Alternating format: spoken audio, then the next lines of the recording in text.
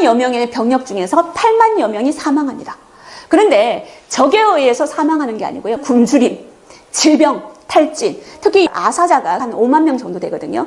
3만 명이 풀 뜯어먹다가 풀이 독초였었거든요. 이런 식으로 사망을 하게 됩니다. 이 전쟁이 끝나고 난 다음에 도쿄 전범 재판소가 열렸겠죠. 무다구치레냐는 어떻게 되었을까요? 굉장히 굴욕적인데요. 재판소에서 이런 재판을 받습니다. 휘하의 일본군을 전멸시킨 점을 참작하여 최종 불기소 처분한다. 세계사에서 배우는 리더의 성공 법칙. 첫 번째, 제가 좀 좋아하는 남자입니다. 누굴까요? 예, 바로 나폴레옹 보나파르트입니다. 이 사람 그러면 뭐가 생각나나요? 저는 이 나폴레옹 그러면 이 이강 모자라 그래가지고 가로로 굉장히 넓은 모자 있죠. 보이십니까? 이 이강 모자? 나폴레옹이 키가 작으면서도 왜 이 이강 모자를 썼을까요? 다 이유가 있다고 합니다. 전쟁 중에 막 싸우다가 부하들이 멀리서도 자기를 볼 수 있게. 그러면 부하들은 어떤 생각이 들까요? 나의 사령관이 나와 함께하고 있구나. 이런 생각을 하게 된다는 거죠. 그러면서 목숨 걸고 전쟁에서 이기겠다는 각오를 하게 된다는 거죠. 그런데 이 이강모자 대부분은 다 박물관에 있고 민간인들이 가지고 있는 건 7개 정도밖에 없는데요. 그 중에 하나가 우리나라에 와 있습니다. 예, 바로 이겁니다. 프랑스 파리의 경매시장에서 얼마에 구입을 한지 아십니까? 26억 원에 구입을 했습니다. 구입한 사람 여러분들 다 아시는 분이에요. 여러분 치킨 그러면 무슨 치킨 유명해요? 교촌치킨. 아닙니다. 하림치킨 있죠? 김홍국 회장님이 26억 원을 들여가지고 이 모자를 경매시장에서 구매를 했다는 겁니다. 이유가 있습니다. 왜 26억 원이라는 거금을 들여서 이 모자를 구입했냐고 물으니까 나폴레옹 그러면 불가능은 없다. 도전 정신의 아이콘이다. 자신감의 아이콘이다. 이것을 우리의 하림 기업에서 기업가 정신으로 연결시키고 싶어가지고 내가 무리를 했지만 전혀 비싸게 구입했다고 생각하지 않는다. 그래서 구입을 했다고 이야기를 하고 있습니다. 그만큼 이 나폴레옹의 정신은 수많은 사람들한테 영향력을 있지 않을까. 이 사람한테 어떤 리더십이 있기 때문에 이 많은 사람들한테 그런 감흥을 일으키고 있을까. 오늘 한번 보도록 하겠습니다. 첫 번째, 컴플렉스 극복학입니다. 나폴레옹 그러면 컴플렉스의 아이콘이죠. 나폴레옹 컴플렉스라는 심리학적 용어도 있잖아요. 키 작은 사람이 그것을 보상받기 위해서 더욱더 공격적이고 타인을 지배하려는 경향. 이걸 나폴레옹 컴플렉스라고 얘기합니다. 과연 이 남자의 컴플렉스 뭐가 있을 것 같습니까?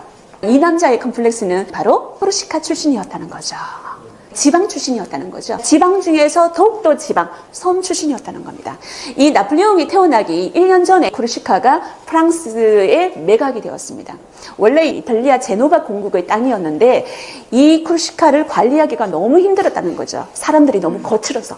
그래서 나폴레옹이 태어나기 1년 전에 이 코르시카를 프랑스에 매각시켜버렸습니다.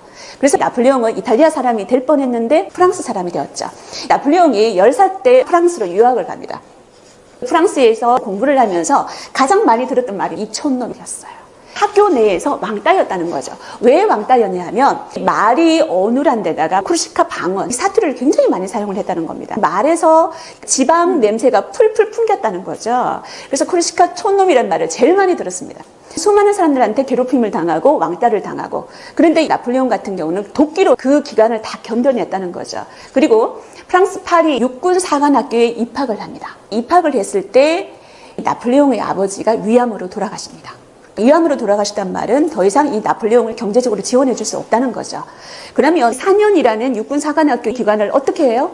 계절학기를 다 들어가지고 단축을 해가지고 빨리 졸업을 해야지 경제에도 도움이 되겠죠. 4년이라는 그 기간을 1년 만에 졸업을 합니다. 졸업 성적이 어떨 것 같아요? 잘 받았을 것 같습니까?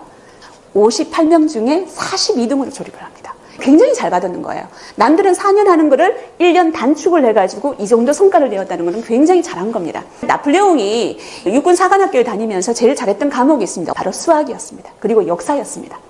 보통 수학을 잘하면 포병병과에 들어갑니다. 포를 쏠라 그러면 수학적인 능력이 굉장히 요구된다는 거죠.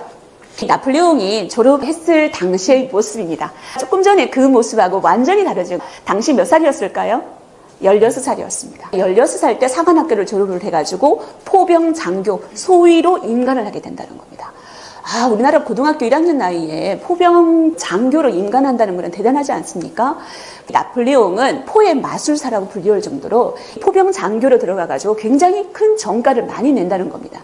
두 번째, 성공 법칙은 독서와 사색으로 통찰력을 키우는 거죠. 독서를 굉장히 좋아했다는 일화는 굉장히 많습니다. 말을 타고 갈 때도 말 위에서 책을 볼 수 있을 정도로, 전장터에 갈 때 수레에 책을 가득 싣고 갈 정도로, 하루에 3시간밖에 수면 시간이 안 되었다는 얘기도 있을 정도로 책을 굉장히 좋아했다는 거죠. 그런데 중요한 건 독서를 끝나고 사색을 안 하는 경향이 있는데, 이 나폴레옹 같은 경우는 독서를 하고 난 다음에 반드시 산책을 통해서 사색을 했다는 거죠. 한 번 더 곱씹어 보고 자기 것으로 체화를 했다는 겁니다. 거기에서 통찰력을 길렀다는 거죠. 통찰력은 문제의 핵심과 본질을 깨뜨려 보는 능력이죠. 그러면 나폴레옹이 가장 많이 봤던 책은 어떤 책일까요? 한니발과 알렉산드로스 같은 역사책을 굉장히 많이 봤다는 겁니다. 군인이라는 직업은 시뮬레이션이 없습니다. 전쟁을 하러 가는데 시뮬레이션을 하고 전장터에 나갈 수가 없잖아요. 그러면 어떻게 해야 되냐면 과거의 경험과 지혜가 축적된 역사책을 봐야 된다는 거죠. 특히 이 한니발과 알렉산드로스를 굉장히 좋아했습니다. 우리가 한니발 그러면 포에니 전쟁이 생각나죠. 한니발 같은 경우는 기네스북에 등재가 되어 있다면 알프스 산맥을 최초로 코끼리와 함께 등반했던 남자, 이렇게 기록되지 않았을까요? 알렉산드로스는 어떤 인물입니까? 페르시아를 제압하고 인도의 인더스강까지 진출했던 인물이죠. 근데 인더스강까지 진출하기 전에 알렉산드로스가 점령했던 장소가 있습니다. 그게 바로 이집트입니다. 왜 이집트 원정을 하고 페르시아를 정복했을까요? 이집트는 적과 꿀이 흐르는 땅이에요. 나일강이 있기 때문에. 굉장히 오랫동안 전쟁을 하면은 보급이 제일 중요합니다. 전쟁은 보급이 필수죠. 그래서 이집트를 정복을 해야지만 그 보급을 가지고 먼 나라까지 정복을 할 수 있다는 그 이유 때문이었다는 거죠. 나폴레옹도 이 역사책을 통해서 그 본질을 깨달았다는 겁니다. 통찰력을 길렀다는 겁니다. 나폴레옹은 이탈리아 원정을 했는데요. 북부 이탈리아에 오스트리아 군대가 있었습니다. 그래서 프랑스 혁명에 반대하는 오스트리아 군대를 알프스 산맥을 넘어가지고 제압을 했다는 겁니다. 또 하나 이집트 원정을 했다는 거죠. 이 프랑스 혁명을 제일 두려워했던 나라 중에 오스트리아 말고 또 하나가 영국이었습니다. 프랑스의 라이벌 국가였죠. 프랑스에 반대하는 국가들을 경제적으로 이 섬나라 영국에서 돕고 있었다는 겁니다. 나폴레옹이 생각을 했습니다. 통찰을 했습니다. 영국의 부는 과연 어디에서 나오는 것이었을까? 영국의 부는 바로 식민지 인도에서 나오는 것이었거든요. 인도와 영국과의 교역로가 바로 이집트의 수에즈 운하였다는 거죠. 이런 이집트 원정을 단행했다는 겁니다. 물론 실패했습니다. 하지만 책을 통해 통찰력을 키웠다는 것은 리더로서의 큰 자질을 가지게 되었다는 거죠. 세 번째, 타인에게 관대하랍니다. 관대함이라는 것은 사람을 얻는 가장 중요한 품성이라고 합니다. 작은 남자의 아이콘이었던 나폴레옹이 마음 하나는 굉장히 관대했다는 겁니다. 대표적인 일화가 바로 이겁니다. 어느 날 자기 부하가 밤에 보초를 썼어요. 보초병은 밤에 잠을 자면 안 되잖아요. 근데 너무 잠이 왔던 나머지 총을 옆에 놓고 쿡을 자고 있었다는 거예요. 그런데 나폴레옹은 그 보초병이 놓아나왔던 총을 다시 들면서 자기가 대신 보초를 섰다는 겁니다. 멋진 사령관 아니었습니까? 그 다음날 이런 일이 벌어지죠. 사령관님, 저를 버려주십시오. 그러니까 나폴레옹이 했던 말이 있습니다. 괜찮네. 누구나 한 번은 실수를 할 수 있는 거야. 굉장히 멋있는 말 아닙니까? 오합지졸의 군대를 며칠 만에 최정예 부대로 변신시킬 수 있는 힘, 이게 바로 나폴레옹의 관대함이라는 거죠. 리더의 관대함이라는 거죠. 때때로 우리가 자꾸 미미한 방식으로 베푼 관대함이 누군가의 인생을 영원히 바꿔놓을 수도 있습니다. 마가릿 주어라는 분이 했는데요. 그 누군가의 인생이 나의 인생일 수도 있다는 거예요. 이런 관대함으로 부하의 마음을 얻었습니다. 나폴레옹과 그 부하가 한 마음이 되었다는 거죠. 이 부하는 국왕의 상비군이 아니라 국민 부대로 거듭났다는 겁니다. 그래서 나폴레옹은 마침내 프랑스 혁명 때 국민들의 영웅으로 또 올라가지고 황제로 등극하게 되죠. 나폴레옹 대관식 장면입니다. 여기서 여러분들이 자세히 봐주셔야 될 것은 뭐냐 하면 나폴레옹 이전의 황제들은 황제의 대관식을 다 누가 했습니까? 교황이 대신했죠. 신의 대리자로 교황이 대신 황제의 관을 씌워줬습니다. 근데 이 장면에 보시면 나폴레옹 같은 경우는 셀프 대관을 합니다. 자기 스스로 그 관을 머리에 씌운다는 거죠.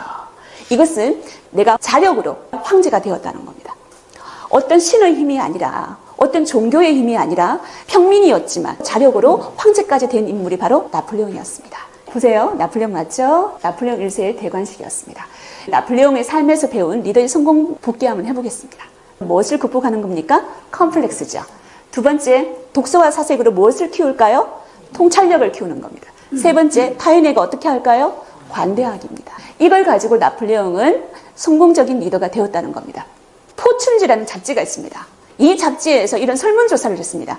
500대 기업 CEO들이 뽑은 천년대 밀레니엄 최고의 리더를 뽑았습니다.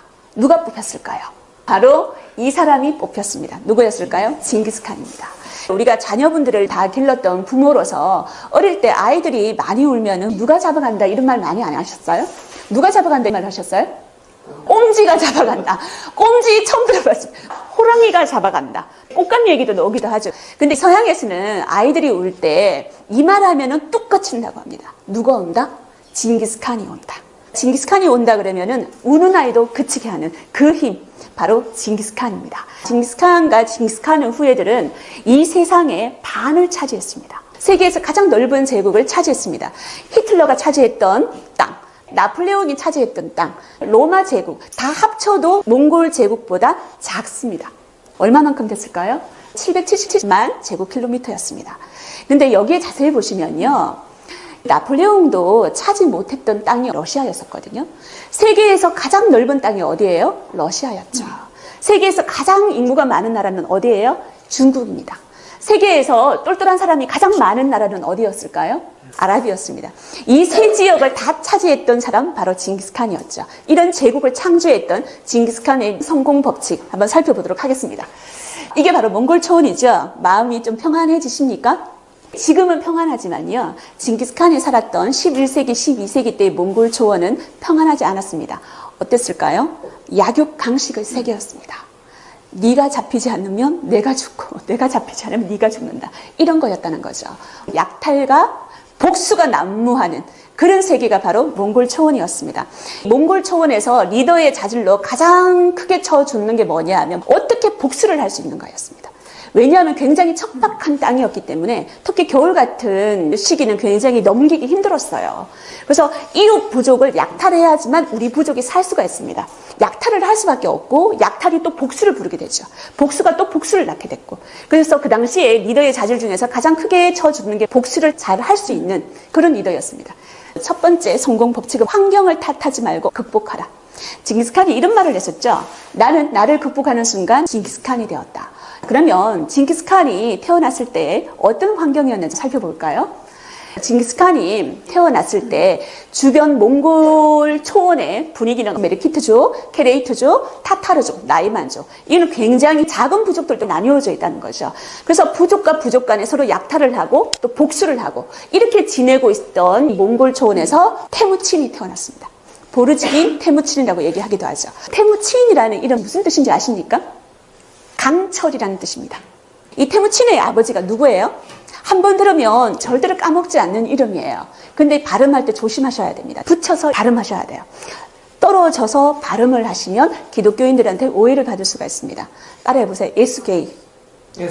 예수게이입니다. 아버지 보르지긴 예수게이, 아들이 바로 태무친이었습니다. 근데 이 예수게이가 태무친이라는 이름을 어떤 식으로 만들어줬냐 하면 태무친이 태어났을 때 타타르 부족과 싸움이 붙었다는 거죠. 그때 타타르 부족의 족장을 죽이게 되었는데 그 족장 이름이 태무친이었습니다. 예수게이가 그 족장의 이름을 자기 아들 이름에 붙였다는 거죠. 그런데 이 태무친은 태어났을 때부터 신통방통, 신기방기했습니다. 태어났을 때 보통 아이들 손에는 뭐가 쥐어져 있습니까? 공기가 쥐어져 있죠. 근데 태무친의 손에는 핏덩어리가 있었다는 거예요. 엄마 뱃속에서 핏덩어리를 딱 들고 태어났던 아이가 태무친이었습니다. 태어났을 때부터 굉장히 색다르게 태어났던 친구가 바로 태무친이었죠. 근데 태무친한테도 위기가 닥칩니다. 9살 때 아버지 예수게이가 돌아가시게 되는 거죠. 아까 타타르 부족을 예수게이가 쳤다 그랬죠. 타타르 부족으로부터 복수를 당하는 거예요. 그 날이 바로 태무친과 이웃 부족장의 딸 보르테하고 결혼을 합의했던 그 날이었는데 돌아오면서 타타르 부족한테 독살을 당합니다. 그래서 9살 때 아버지를 잃게 되는 거죠. 그러면 이 태무친은 어떻게 되었을까요? 당시 유목민족의 특성이 뭐냐면 약탈과 복수가 난무하는 몽골 초원이었기 때문에 반드시 강한 자를 따르게 되어 있어요. 근데 아버지 예스게이가 일찍 죽음으로 인해 가지고 9살 태무친이 부족장이 된다 그러면 부족원들이 안 따르겠죠. 그래서 이 태무친 가족을 버리고 모든 시족과 부족원들이 다 다른 부족으로 떠나버렸다는 거죠. 남아있는 사람은 누구밖에 없으냐 하면 예스게이한테는 첫 번째 부인이 있었어요. 그리고 이 태무친의 엄마는 둘째 부인이었거든요. 2명의 엄마와 10살도 채 되지 않는 태무친과 태무친의 형제들 7명이 있었다는 거죠.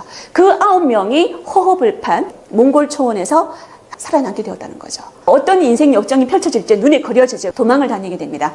왜요? 태무친이 굉장히 뛰어난 아이임을 알고 있었기 때문에 태무친은 어른이 되면 반드시 복수할 것이다. 그러니까 싹부터 잘라야 된다 그러면서 태무친을 죽이려고 추격대가 오기 시작합니다. 그런데 이 추격대를 피하고 어머니 2분과 나의 형제들을 데리고 피할 곳은 마땅하지 않다는 거죠. 숲속에 들어가가지고 들쥐도 잡아먹고 풀뿌리를 먹으면서 그 추운 겨울을 지나게 됩니다. 그런데 결국 잡히게 되어가지고 몇 년 동안 노예 생활을 하다가 이 형틀을 쓰고 탈출하기까지 하는 사람이 바로 태무친이었습니다. 노예 생활에서 탈출하고 난 다음에 서서히 자기 세력을 키우게 되고 마침내 징기스칸이 되는 거죠. 그 세력을 어떻게 키워갔는지는 제가 다음번에 또 보여드리도록 하겠습니다. 징기스칸에게서 배울 수 있는 두 번째 성공 법칙, 경청하기입니다. 경청하기가 뭐예요? 귀를 기울여서 들어주는 거예요. 중요한 것은 경청을 하게 되면 상대방의 속마음까지 읽게 된다는 거죠. 그 사람의 의도까지 파악할 수 있다는 겁니다. 그런데 이 징기스칸이 경청하기라는 성공 법칙을 발견하기 전까지는 경청하지 못하는 사람이었습니다. 이런 일화가 있죠. 태무친이 굉장히 아끼는 매가 있었습니다. 사냥을 나갔다가 돌아오는 길에 너무나 목이 말랐다는 거예요. 그래서 우물에 가가지고 바가지를 떠서 물을 마시려고 하는데 그 아끼는 매가 계속 내 손에 있는 바가지를 때려버리는 거예요. 그러면 바가지에 있는 물이 흐르게 되겠죠. 첫 번째는 용서해줬어요. 두 번째에도 다시 물을 떴어요. 다시 매가 날라와가지고 이 손을 이렇게 치게 되는 거죠. 물이 다시 쏟아졌어요. 그러니까 태무친이 엄청나게 화가 났다는 거죠. 한 번만 더 하면은 죽여버릴 거야. 세 번째 바가지에다가 물을 떴습니다. 역시 매가 날라와가지고 손을 쳐버리게 되었다는 거죠. 화가 너무너무 났던 태무친, 마침내 칼을 빼들어가지고 그 매의 머리를 잘라버립니다. 순간 태무친의 부하가 뛰어들어옵니다. 절대로 이 물을 마시지 마십시오. 이 물 속에는 독사가 죽어 있습니다. 이때 태무친은 깨닫게 됩니다. 첫 번째, 절대로 화가 났을 때는 판단하지 마라. 두 번째, 앞으로 경청하겠다. 이런 생각을 하게 된 거죠. 그래서 태무친은 이때부터 경청하기 시작합니다. 태무친은 이런 말을 했습니다. 내 귀가 나를 가르쳤다. 태무친은 글자를 몰라요. 쓸 줄도 모르고 읽을 줄도 몰라요. 하지만 태무친은 경청하는 자세로 지혜를 배웠고 사람을 얻었다는 겁니다. 총명이라는 한자가 있죠. 이 총자 밑에 보면 마음 신자가 있습니다. 이게 기발글 총입니다. 길을 밝게 하면은 사람의 마음을 얻는다는 거죠. 그리고 난 다음에 현명해진다. 귀를 기울이면 현명해지는 방법을 터득할 수 있다는 거죠. 이걸 징기스칸이 알게 되었다는 겁니다. 세 번째, 좋은 친구 만들기. 여러분한테는 좋은 친구 많으십니까? 좋은 친구를 만드는 게 성공한 사람의 첫 번째 이유라고 앤드루 카네기도 이야기할 만큼 좋은 친구가 많은 사람은 항상 성공을 하게 되어 있다는 거죠. 그래서 여러분 주변에 좋은 친구가 얼마만큼 많은지 지금부터 한번 세워보시기 바랍니다. 그러면 태무친은 어떤 친구들을 두었는지 볼까요? 태무친을 안다. 안다가 뭐냐 하면 몽골어로 의형제라는 뜻입니다. 친구보다 더 막역한 사람을 안다라고 얘기하죠. 약탈과 복수가 난무하는 몽골 초원에서 이 안다 한 명을 얻는다는 것은 굉장한 힘이 된다는 거죠. 왼쪽에 보면 자무카라는 친구가 있습니다. 남자들 사이에서 무슨 친구 이렇게 부르는 친구 있죠. 그 친구가 바로 자무카입니다. 오른쪽에 있는 옹칸이라는 이분은 정확하게 말하면 태무친의 안다가 아니에요. 아버지 예스게의 안다였습니다. 나중에 예스게이가 죽고 난 다음에 이 태무친의 양 아버지가 되죠. 근데 나중에 태무친의 세력이 커지자 이 둘이는 태무친을 배신하게 됩니다. 태무친이 가장 위기에 몰렸을 때가 이 두 사람이 배신을 해가지고 태무친을 추격했을 때입니다. 자무카하고 옹칸이 태무친을 끝까지 따라오는 거예요. 그래서 태무친과 태무친의 일행들은 도망가서 발주나 호수에 도착하게 됩니다. 발주나 호수에 도착했을 때 태무친 주변에는 딱 19명밖에 없었습니다. 부하 19명만 자기 옆에 있는 거예요. 이 사람들은 태무친 곁을 떠나지 않았습니다. 근데 문제는 며칠 동안 계속 먹지도 못하고 추격대를 피해왔기 때문에 너무나 굶주려 있던 상태였다는 거죠. 그런데 이 태무친의 앞에는 발주당 호수의 흙탕물밖에 없었다는 겁니다. 그때 기적이 일어났습니다. 이들 앞에 주인 잃은 말이 한 마리 나타났습니다. 그 말을 죽여가지고 이 사람들은 만찬을 즐겼죠. 며칠 만에 먹는 만찬이었다는 거죠. 그리고 난 다음에 이 태무친과 19명의 부하들은 흙탕물을 마시면서 이런 말을 합니다. 우리는 형제다. 우리는 하나다. 우리는 이 흙탕물을 마실 것이다. 이 19명의 사람들은 태무친은 형제도 아니었고 태무친의 시족도 아니었고 태무친의 부족도 아니었습니다. 태무친의 안다도 아니었었어요. 9개 부족에서 이 사람들이 나왔었고 전부 다 종교도 달랐어요. 이런 사람들이 나중에 징기스칸 부대의 기초가 되었다는 겁니다. 이런 발준한 맥락에서 우리는 태무친이 어떤 사람인가, 좋은 사람을 많이 얻었는가 이런 걸 알 수가 있는 거죠. 혹시 남성분들은 이 두 사람에 대해서 아실 겁니다. 몽골의 명장이죠. 세계적인 장수들입니다. 왼쪽에 제베고 오른쪽에 수부타입니다. 몽골 제국이 있게 된 원동력이 바로 이 제베와 수부타이 때문이었죠. 이 제베는 영국 BBC에서 역사 전문가를 모셔놓고 세계 명장을 뽑아라 그랬는데 그중에 37위에 올랐습니다. 수부타이는 몇일까요? 1위였습니다. 수천 년의 역사상 세계 최고의 명장으로 꼽혔던 사람이 바로 징기스칸의 휘하에 있던 수부타이와 제베라는 거죠. 제베는 징기스칸이 지어줬던 이름이에요. 화살이라는 이름입니다. 화살이라는 뜻을 가지고 있는 이 제베, 원래는 징기스칸을 죽이려고 했죠. 이 제베가 400m 바깥에서 화살을 쏘았는데 징기스칸의 뺨을 스치고 지나갔다는 거죠. 징기스칸 죽을 뻔했습니다. 그만큼 명궁 중의 명궁이 바로 제베였습니다. 비록 적이었지만 이 뛰어난 명장, 이것을 알아볼 수 있는 징기스칸의 눈도 대단했다는 거죠. 설득을 해가지고 포로가 되었던 제베를 자기의 부하로 만들어냅니다. 수부타이도 마찬가지고요. 수부타이는 세계 1위의 명장입니다. 러시아 원정을 했고 유럽 원정을 떠나가지고 전 유럽 인구의 3분의 1을 죽였다. 이런 말도 있죠. 그러니까 유럽인들을 발발 떨게 만들었는데 그 인물이 바로 수부타이였습니다. 중국에 보면은 제갈 공명이라고 있죠. 그런 뛰어난 쥐략가였다는 거죠. 이런 사람들이 징기스칸한테 있었다는 거죠. 그래서 징기스칸이 성공하는 리더가 되었다는 겁니다.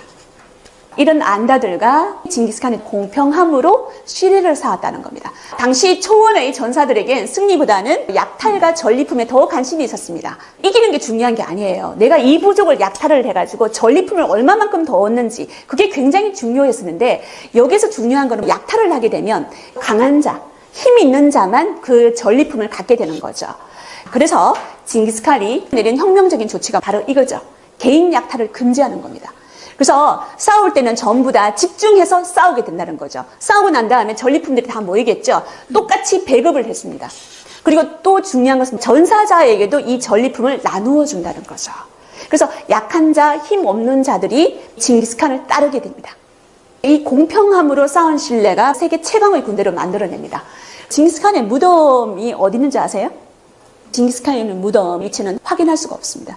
그런데 미국의 유명한 사업가 한 사람이 찾기 시작했어요.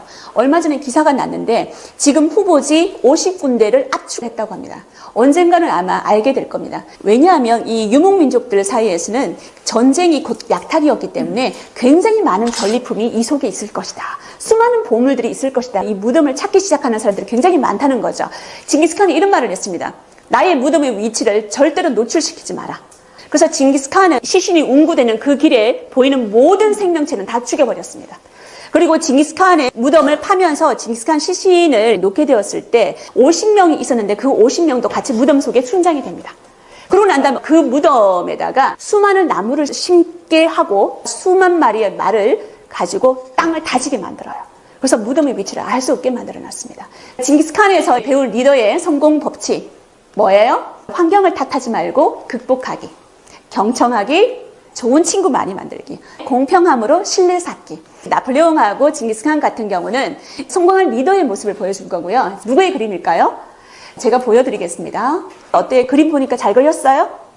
미래 오빠를 꿈꾸었던 이 남자 누구였을까요? 여기에 힌트가 있습니다. 여기 보면은 A와 H가 보이시죠? 누굴까요? 히틀러 그림이에요. 잘 그렸습니까? 히틀러의 그림을 보면 어떤 느낌이 드세요? 스님은 심리를 또 공부하시니까 이 그림을 보시면서 어떤 느낌이 드세요? 어두워 보여요. 암울해 보이고, 야, 전문가의 눈에는 단번에 보이는 게 있는가 봐요. 히틀러의 그림 같은 경우는 4,700만 원에서 1억 7,800만 원까지 거래가 되고 있다 그래요. 굉장히 비싸게 거래가 되고 있죠. 히틀러 그림을 보면은 전체적으로 건물 그림을 굉장히 많이 그렸습니다. 건물 그림이 굉장히 크죠. 그런데 조금 흐릿하게 그려졌어요. 아직까지 자아가 안정적이지 못하다는 거죠. 이런 그림을 그렸던 이 남자, 바로 아돌프 히틀러죠. 그러면 히틀러의 어린 시절에 대해서 한번 살펴볼까요? 히틀러의 아버지입니다. 뭐가 딱 눈에 보이십니까? 수염이 딱 눈에 띄시죠? 얼마 전에 보헤미안 랩소디 영화를 봤는데 프레드 머큐리도 이렇게 수염을 기르고 있더라고요. 이 히틀러의 아버지를 보니까 외모상으로 어떤 느낌 드세요? 굉장히 권위적이고 완고해 보이고, 히틀러는 이런 아버지 밑에서 자랐습니다. 세무 공무원이었는데 굉장히 완고했죠. 그리고 폭력을 자주 사용했습니다. 가정 폭력범이었습니다. 술만 먹으면 집에 와서 집기 부수고 아내를 때리고 아이들을 때리고, 그런 폭력 아빠였다는 거죠. 이 아빠 밑에서 자랐던 히틀러, 어떤 정서를 갖게 되었을까요? 굉장히 암울했고 우울했고 이 아빠로부터 벗어나고 싶었다는 거죠. 히틀러는 그림을 좋아하는 감수성 예민한 소년이었는데 아버지는 실업계 학교에 가가지고 돈을 벌기를 바랬어요. 그래서 아버지의 강건에 의해 가지고 실업학교에 진학을 했지만 도무지 자기의 뜻과는 맞지 않았다는 거죠. 그런데 실업학교에 다니는 도중에 아버지가 돌아가시게 됐습니다. 그래서 히틀러는 마침내 실업학교를 자퇴를 합니다. 그러니까 자퇴와 퇴학을 번복하게 되는 거죠. 다른 학교에 가서도 자퇴를 하게 되고. 그러니까 고등학교 졸업을 못했습니다, 히틀러가. 근데 히틀러가 잘했던 게 하나 있었잖아요. 뭐였습니까? 그림을 잘 그렸죠. 나중에 아버지가 돌아가시고 난 다음에 어머님까지 돌아가시게 되었는데 이때 히틀러는 고아가 된 겁니다. 그래서 고아연금으로 생활하게 되었어요. 엽서를 그리면서 생계를 유지했고, 고아 보호소 이런 시설에 가가지고 생계를 이어가기도 했던 그런 남자가 바로 히틀러였습니다. 히틀러 어린 시절의 모습이었는데요. 히틀러는 항상 성적이 꼴찌였습니다. 어떻게 알 수 있냐면 이 당시에 졸업사진을 보면 졸업 성적 꼴찌는 항상 맨 뒷줄에 있습니다. 맨 뒷줄인데 히틀러는 맨 뒷줄이면서 센터에 있었습니다. 센터는 나야 나. 항상 센터 자리를 놓치지 않았던 사람이 히틀러였다는 거죠. 히틀러가 어린 시절이었어요. 엄마가 유방암에 걸렸습니다. 보통 유방암에 걸리면은 의사가 집으로 와서 내진을 하게 되거든요. 의사가 유방암 검진을 할 때는 가슴을 만지면서 내진을 하게 되는데 이 모습이 히틀러한테는 굉장히 충격이었다는 겁니다. 엄마를 진료하는 그 의사의 모습이. 근데 만약에 그 의사가 이 엄마를 낫게 했다면 모르겠는데 엄마가 죽어버렸잖아요. 히틀러는 너무 놀랐습니다. 이 의사가 증오스러웠다는 거죠. 근데 이 의사가 바로 유태인이었습니다. 그리고 또 히틀러가 나중에 빈 예술학교에 가가지고 시험을 치게 되는데 2번이나 낙방을 합니다. 한 번도 아니고 2번을 낙방을 하게 되는데 히틀러는 그 빈 예술학교의 면접시험에서 어떤 말을 듣게 되냐면, 너는 그림에는 소질이 없는 것 같아. 네 그림을 보니까 건물 그림이 많네. 건축가가 되어보는 게 어때? 이런 식으로 권유를 받았다고 합니다. 근데 그렇게 권유를 하고 히틀러를 떨어뜨렸던 그 심사위원 7명 중에서 4명이 유태인이었다는 거죠. 여기에서 히틀러는 또 한 번의 좌절을 맛보게 된다는 겁니다. 이 히틀러가 엽서를 그리면서 생활하는데 드디어 히틀러한테도 사랑이 찾아왔습니다. 어여쁜 모델 아가씨라고 알고 있는데 예쁜 아가씨랑 사랑을 하게 되었어요. 근데 이 아가씨가 나를 차버렸네요. 다른 남자하고 결혼을 해버렸어요. 어떤 남자하고 결혼했을까요? 유태인하고 또 결혼을 해버린 거예요. 히틀러는 1차 대전에 독일군으로 참전했던 경험이 있습니다. 근데 독일은 패전을 했었죠. 히틀러 독일 국민들한테 이렇게 말을 했습니다. 독일은 1차 대전에서 질 하등의 이유도 없다. 내부의 적 때문이다. 유태인 때문이다. 그래서 이 모든 것을 유태인 탓으로 돌렸습니다. 그래서 유태인들을 어떻게 했습니까? 600만 명이란 대학살하는 잔인한 리더가 되었죠. 다음에 무능한 리더는 적보다 더 무섭다. 무다부치 넷냐입니다. 이 무다부치 넷냐 같은 경우는 무능함의 아이콘이에요. 무다부치 넷냐는 우리나라 드라마에도 나온 적이 있는데요. 여러분 이 드라마 보신 적 없습니까? 보셨죠?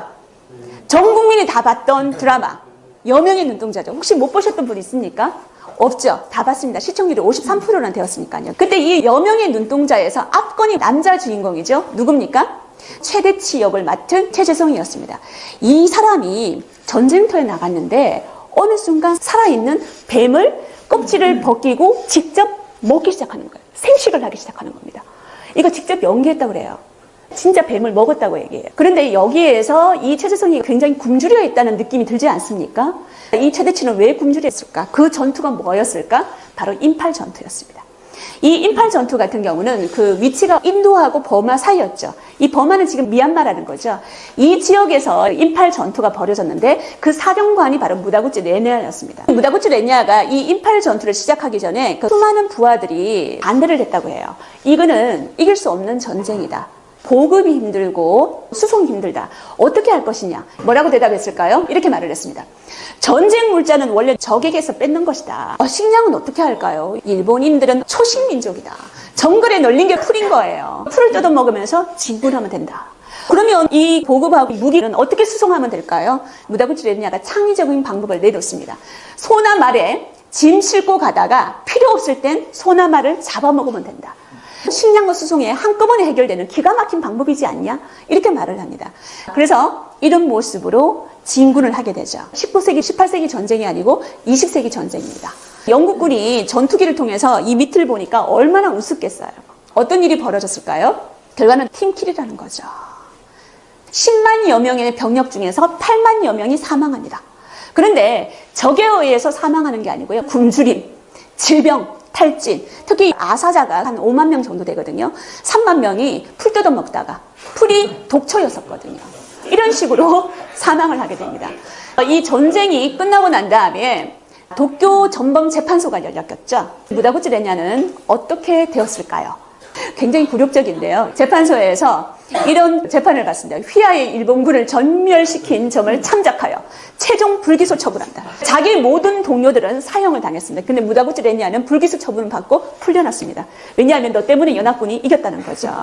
그래서 이 무다구치 레냐는 굉장히 굴욕적이고 무능함의 아이콘이 되어가지고 고국에도 못 들어갔을 건데 이런 말을 합니다. 난 작전에 대한 아무런 책임도 없다.